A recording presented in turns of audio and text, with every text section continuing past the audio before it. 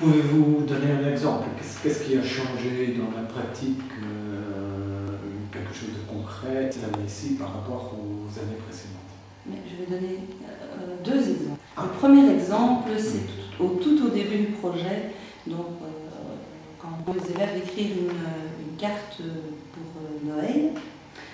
Un élève qui était particulièrement en difficulté à ce moment-là, enfin je le voyais aller vers les examens avec vraiment très peu de motivation et très peu de chances de réussir son examen. Cet élève qui avait construit une carte et bien rédigé un texte.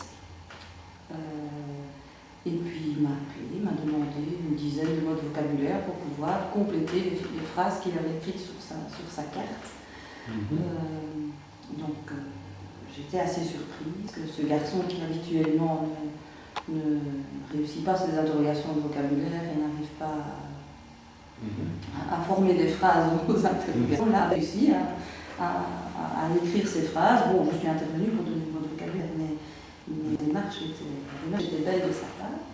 Un autre exemple, c'est récemment, quand j'ai demandé à mes élèves de produire une interview.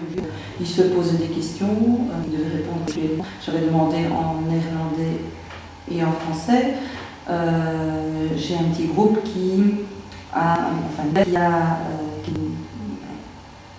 aidé dans leur interview utiliser le passé composé. Or, le passé composé n'est pas une matière qui avait été abordée jusque-là. Et j'ai donné très rapidement une explication grammaticale. Ils ont prêts à formuler leur phrase tout seuls en utilisant l'explication que je venais de donner.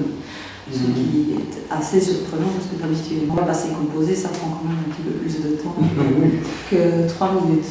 Et je comprends bien que c'est ici les élèves qui ont demandé. Ce sont les élèves qui ont demandé. Moi, je n'ai rien imposé. Ce sont les élèves qui m'ont demandé comment ils pouvaient arriver à dire cette phrase-là en néerlandais. Ok.